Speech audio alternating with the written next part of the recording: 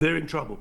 I think, as I said before, when the party is still a one-man band, and if that one man is playing the wrong notes, as he has been for a big part of this year, then the whole band is out of tune, because the clues in the phrase, it's a one-man band, and it's not been going well.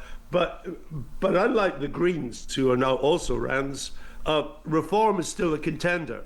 So lots to talk to Andrew about today. Royal security, Green Party policy making, plus what premium items are just worth paying the extra money for.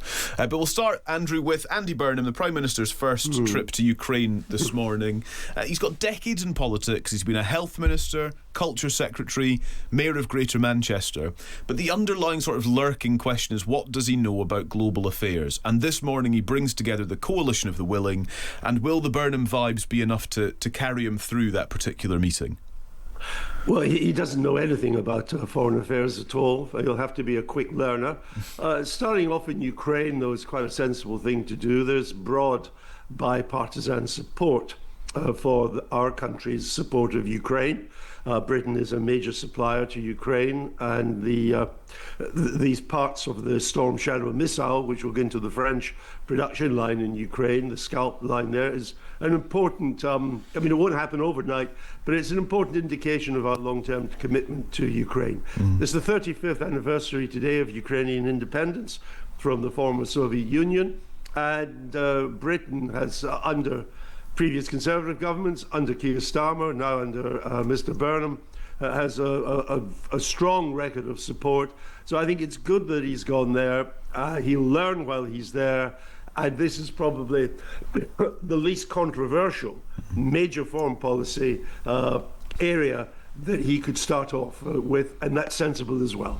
And is there something to be said for the idea that in the 5 or so weeks that he's been Prime Minister, that he has focused on domestic issues that will feel at least relatable and accessible to voters here, even if not quite yet grappling fully with the underlying kind of structural issues facing this country, that he has talked about things that voters will that will resonate with voters, and he's left the kind of foreign trip till now? Is that commendable? Is that the right way round?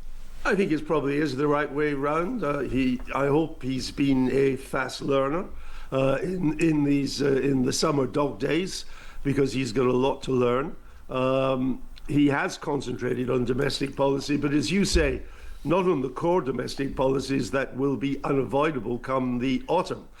He's got in for some gimmicks, some easy wins, some popular wins, very peripheral. They do nothing to change the underlying inefficiency and precarious fiscal position that the country is in.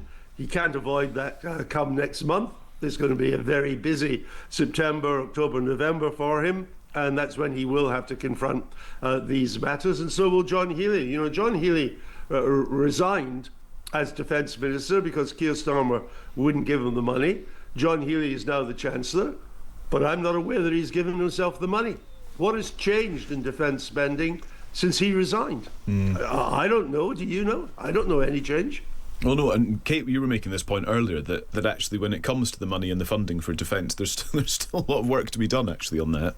Yeah, there is, and we've got the budget coming up, and John Healey is probably going to have to weave a quite clever narrative to tick all the boxes that he's going to have to try and tick. And I suppose, Andrew, also we're coming towards that time of year when things start to ramp up, because Russia knows that if it exerts enough pressure on Kyiv and other big Ukrainian cities by bombarding with missiles, you know, cutting off power, electricity, that things become very, very difficult for the citizens there. And there are many of them who really fear this next couple of months. And they're right to do so. You know, there's been over 200 Russian missiles have slammed down into Ukrainian territory. And the Ukrainians have managed to intercept, I think it's only about 50 or 60. So it is a difficult time. All the more important that Mr. Burnham has gone there, because basically Europe is in this on its own now. Mr. Trump's America has basically vacated the field. The arms, the money, the moral support, it's all coming from Europe now, a lot less from America. There's one thing, though, that we do need that only America can give. At the moment, these missiles, the kind of missiles like Storm Shadow, Ukraine is using them and using drones to hit targets inside Russia. But Ukraine is being hit by mobile missile batteries from Russia, and they're much harder to hit.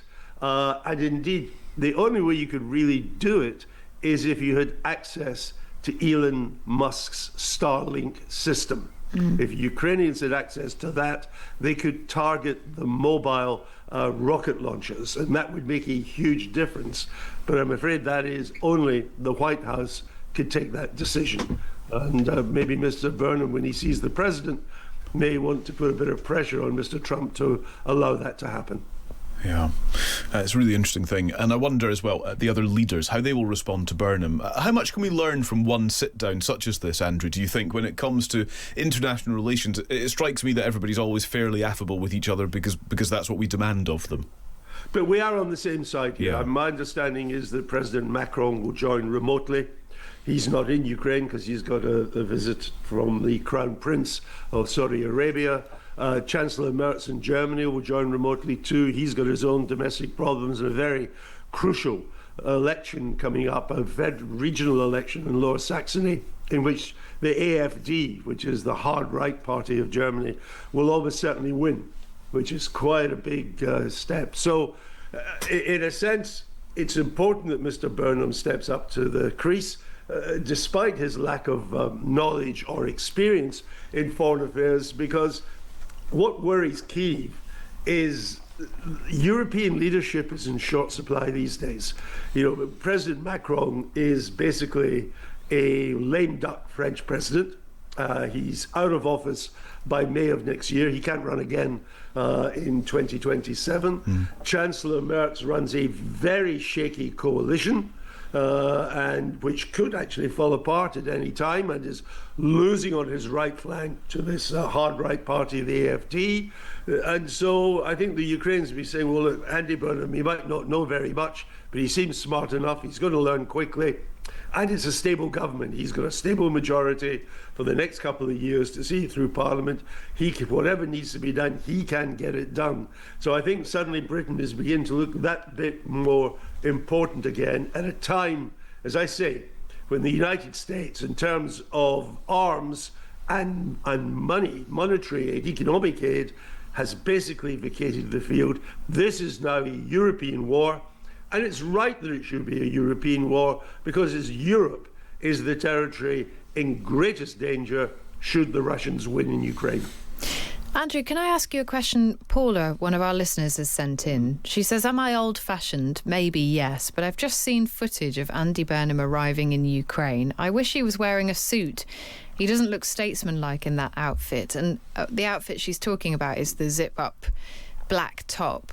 He appears to have changed into a suit now. He's attending a ceremony on that visit to Kyiv. He's got a full suit and tie on. There's a memorial parade at the moment, which Andy Burnham is taking part in. But he arrived on the train wearing this zip-up black top. What do you make of that, Andrew? Does it matter? Or not really? It doesn't matter that much. I mean, he's helped by the fact that the president of Ukraine is also casually dressed, even when he went to the White House, to the Oval Office. And he said he's going to stay that way as long as his country is at war. And we all remember that Winston Churchill wore a boiler suit for most of his time in the war. I think it is right, though, that he's changed. And I assume he came overnight by train. It's quite a long... perilous and uncomfortable journey. So I don't blame him for being casually dressed for that. But I do think it's right, and I'm glad to hear it, that he's turned out to be properly dressed for something to celebrate Ukraine's 35th anniversary. I find, politicians tell me that when they're campaigning for votes, when they're knocking on doors, voters expect them to be properly dressed. They don't like politicians who dress down and kind of make I'm just one of the lads. They want their political representatives to be properly dressed. And I remember being out years ago covering a by-election with the candidates. And it was interesting, the poorer the area, the more the people wanted their politicians to be properly dressed. This kind of dumbing down, dressing down, I don't think goes down well with voters at all. Our politicians should be smartly dressed, dressed for the occasion. They're representing not themselves, they're representing the nation, and they should look the part. Shall we move on to talk about one of the other big issues that's dominating the newspapers today? It's the question of security for Prince Harry, Meghan and their children. They are obviously coming back to the UK, and the former Home Secretary Really? David I didn't see Blunkett. that. Well, Really? you When must did have that- missed that, Andrew. when did that news- Pay closer attention. I'm sorry, I've totally missed that. Goodness me. The former Home Secretary, anyway, I'll fill you in, don't worry. The former Home Secretary, David Blunkett, says the family should get some medium security. And what he's pitching really is this idea that they should get some kind of security help, and it could be reviewed at some point in the future. I think part of the issue is no one's really sure how long they're going to be staying for, or what kind of house they'll stay in, what kind of property, where they will be. So it's hard to analyse the cost of this and the structure. We also spoke to a security expert who gave us some estimates for the cost. If it was private security, between £2 to £5 million, depending on how many visits they do and how much work that they do in this country. Where do you stand on this one, Andrew? I mean, our listeners are pretty divided. Some of them think it's not for us to pay for them, and others really are not happy with the way that the press has covered this return. I don't stand at all on it. I struggle to stay awake or even be interested in it. I think, Britain is struggling to get some economic growth, to get the economy to grow strongly. The amount of coverage this story is getting, I think the economy must now be going gangbusters.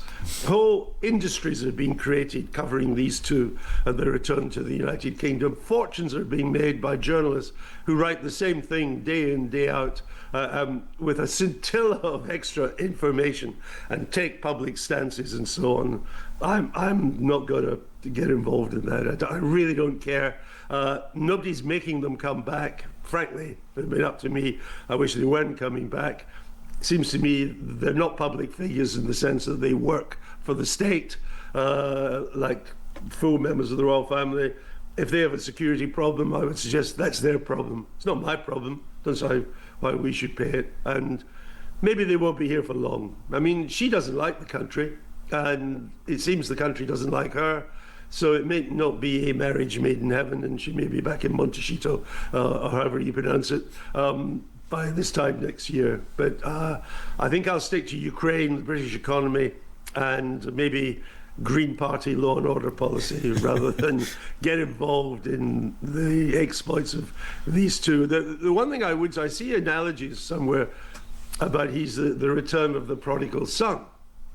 And I think that's the wrong analogy, because the point about the prodigal son in the Bible is that he was contrite. He apologized to his father for what he had done in the past. I've not seen Harry do that, and perhaps until he finds a way of doing that this will remain a never-ending saga.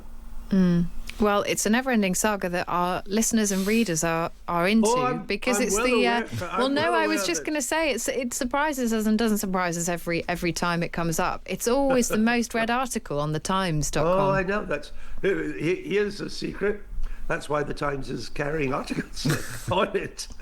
And Wow. there was a day last week, I think there was about, what was it?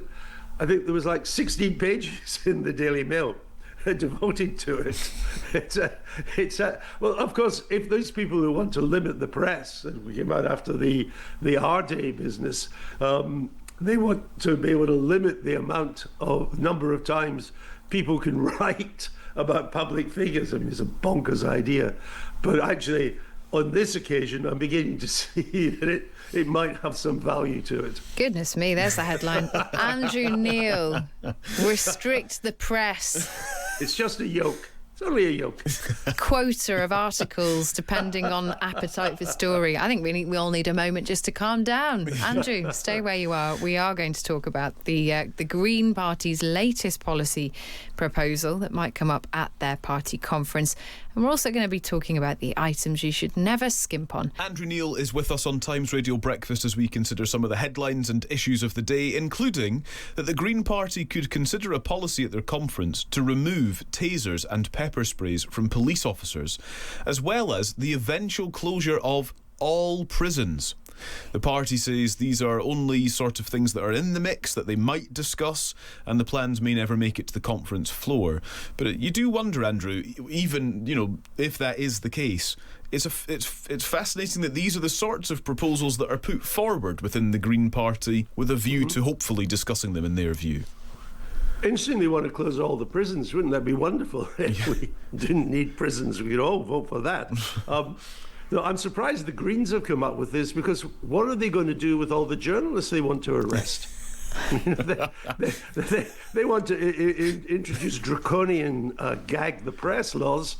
Some of us will break these laws and be sentenced to jail. So where are they going to put us if we haven't got any jails? Look, the Greens, they remind me of the student Marxist radicals of the late 60s. They're not serious. They're not a serious party. And the fact that they're not serious has been rumbled, and it's taking its toll on the Green Party itself. We've concentrated this year on the myriad problems of reform and of Mr. Farage, and that's right that we've done that.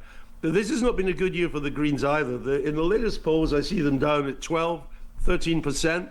Down there as an also ran with the Lib Dems. They're not going anywhere, and they certainly aren't going anywhere espousing policies that would take away what arms the police do have in our country.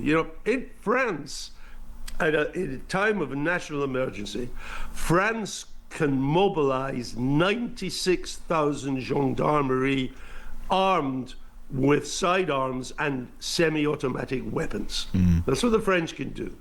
And the Greens want to take away our police's tasers, which the very presence of a taser can actually bring matters to a halt. You don't even have to fire it if somebody sees it. They just freeze. I think it's not serious politics. Mr. Polanski, the leader, is not a serious leader. I think they are in some trouble, and it's why Mr. Burnham's Labour Party is breathing something of a sigh of relief, because you both remember that at this time last year and into the autumn of last year, Labour was worried that it was hemorrhaging votes to the Greens, and of course the Greens won that by-election in South Manchester, and I think the Labour Party now feels that, hey, maybe thanks to Mr. Polanski and batty ideas like this, which by the way are coming from across the Atlantic. If you look at the platform of the so-called Democratic Socialists of America that have been making all the running in the primaries this summer, if you look at their policies are to defund the police, close the prisons, and in the end close the police departments and replace them with social workers. That's where they're getting these nutty ideas from. They ain't going to fly in America, and they're not going to fly in Britain either. Andrew, we're talking about party conferences and parties and polling. I want to just ask you about Reform UK, because they've got a new policy out today about social housing, but it seems to me that they're gearing up for their own conference, and they must know that this one is really very important for them, because there's been a suggestion that they've lost their way a bit over the last couple of months. They need to regain that momentum if they're to have any chance in the next general election. Where do you think they are at the moment as a party? They're in trouble. I think, as I said before, when the party is still a one-man band, and if that one man is playing the wrong notes, as he has been for a big part of this year, then the whole band is out of tune, because the clues in the phrase, it's a one-man band, and it's not been going well. But unlike the Greens, who are now also Rands, Reform is still a contender. I mean, if you look at the polls, Kate, at the moment, statistically, Labour, Conservative and Reform are pretty much nip and tuck.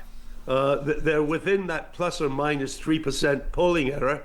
So all three have all to play for. So it's not over by any means for Nigel Farage or Reform. They still have all to play for, but they've got to start getting their act together. And that's got to start with this conference, and they've got to start putting the show back on the road, because there's Andrew Neil's first law of politics is that when the skids are under you, it's very hard to stop skidding. And the skids have been under Reform and its leader, and starting next month, just round the corner now. They need to stop skidding if they need to remain in contention. Yeah, it's a really good point. It'll make conference season this year a really fascinating one. We'll cover it here on Times Radio. Of course, we'll be there at all the conferences for you, bringing you the latest every single day. Andrew, can we end by talking about what you should pay good money for? Because we've been talking about beans this morning. M&S is getting in on the glass jar bean craze. Hype. And putting their beans in glass jars, although they're not charging too much for them, it's fair to say. No. We've had some suggestions from the team. Our producer Emma said cheese. Somebody who remains nameless said knickers. Dominic O'Connell said tyres. To be rude, I haven't said anything yet. Well, you can second vote knickers if you want. For the record, I said underwear when I proposed it. Quite right, Calum. Being a well brought up young. Yes. Loo roll. I'm always lowering the tone. We've had a loo roll. We've had tin tomatoes, olive oil. Somebody said hand wash, and I can't remember your name now, but someone messaged in to make me laugh about his wife buying Aesop hand wash, which feels like washing your hands with sand, but it's very expensive. Go on, what's on your list? What do you pay for? Listeners lack ambition when it comes to this. Well, I heard Calum earlier mention first-class travel, and I think that's absolutely right. That's always worth paying for, if you can afford it. It's not cheap, but normally when I fly across the Atlantic back and forth, I'm going to work. So I want to arrive in good shape. Plus, I'm paying for it myself. No, the Times Radio doesn't pay. The Daily Mail doesn't pay. A. Neil pays. So it's my money. I'll do. I think the one thing you shouldn't skimp on is good quality wine. Yes. Bordeaux for red, Burgundy for white. These are the top. And if you pay a bit more, it's almost geometric. You pay a bit more, but you get a lot more in terms of quality.